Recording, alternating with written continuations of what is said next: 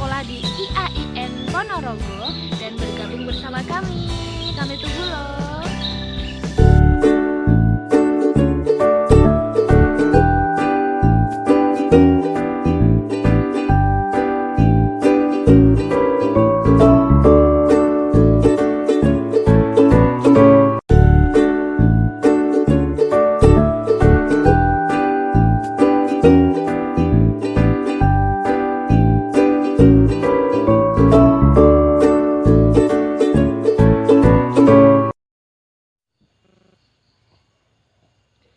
Bismillahirrahmanirrahim. Assalamualaikum warahmatullahi wabarakatuh. Saudara-saudaraku sekalian yang senantiasa diberkahi dan dirahmati oleh Allah Subhanahu wa taala. Kita bersyukur atas segala nikmat yang telah Allah anugerahkan kepada kita semua sehingga kita dapat melaksanakan dan menyelesaikan ibadah puasa sehingga bertemu dengan Hari Raya Idul Fitri yang semoga membawa berkah pada kita semua. Di kesempatan hari ini saya ingin menyampaikan beberapa hal tentang orang-orang yang merugi saat Hari Raya Idul Fitri. Nah, siapa sajakah mereka? Yang pertama itu adalah orang-orang yang belum sadar akan sholat 5 waktu. Nah, di dalam sebuah hadis yang diriwayatkan oleh Jabir radhiyallahu anhu, ia berkata bahwasanya ia mendengar Rasulullah Shallallahu alaihi wasallam bersabda, "Inna bainar rajuli wa baina syirki wal kufri tarukas shalah." Sesungguhnya di antara seseorang dan di antara syirik dan kufur itu adalah meninggalkan sholat.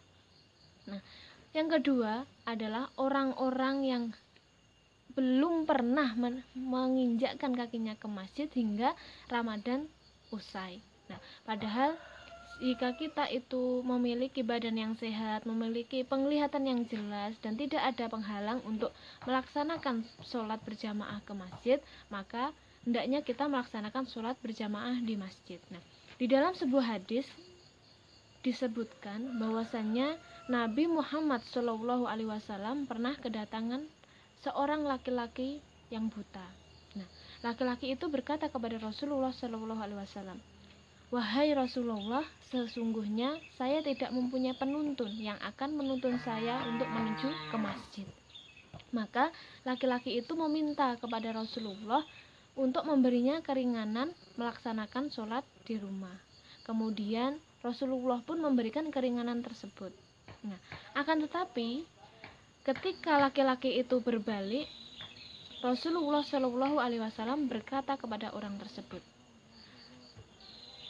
"Hal tasma'u nida as-sholah? Apakah kamu mendengarkan panggilan untuk sholat?" Laki-laki itu menjawab, "Ya." Kemudian Rasulullah Shallallahu alaihi wasallam bersabda, "Fa'ajib," maka penuhilah panggilan tersebut. Nah, dari hadis tersebut dapat kita ambil pelajaran bahwasanya orang yang buta saja oleh Rasulullah Shallallahu alaihi wasallam disuruh untuk melaksanakan sholat berjamaah di masjid, apalagi untuk orang-orang yang sehat seperti kita. Nah, yang ketiga itu adalah orang yang hanya melaksanakan ibadah di bulan Ramadan saja. Nah, padahal Allah itu senantiasa memerintahkan umatnya untuk beribadah kepadanya setiap saat, bukan hanya di bulan Ramadan saja.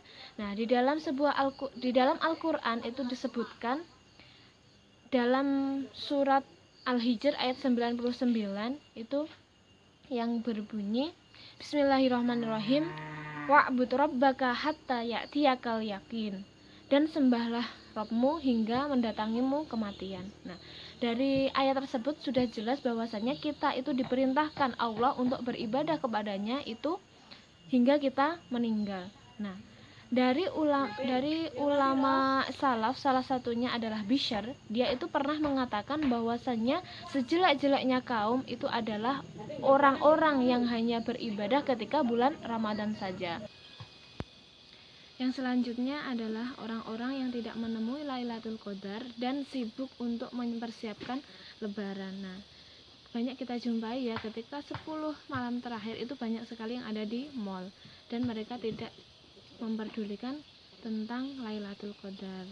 Akan tetapi di samping itu juga banyak kita temui di masjid-masjid itu banyak sekali orang yang i'tikaf.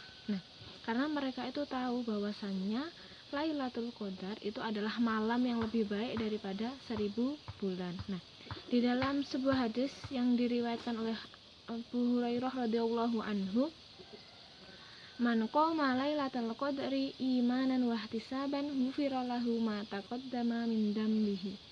Nah, barang siapa yang sholat di malam Lailatul Qadar dengan iman dan mengharap ridho dari Allah, maka dosanya yang telah lalu akan diampuni.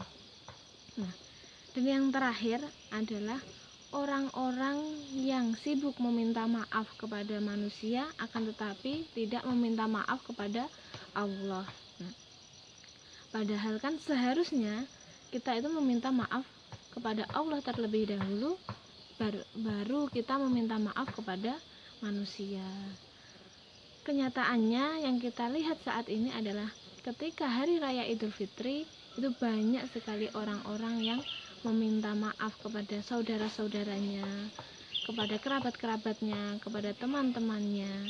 Akan tetapi mereka terkadang lupa bahwasanya dia itu belum meminta maaf kepada Allah.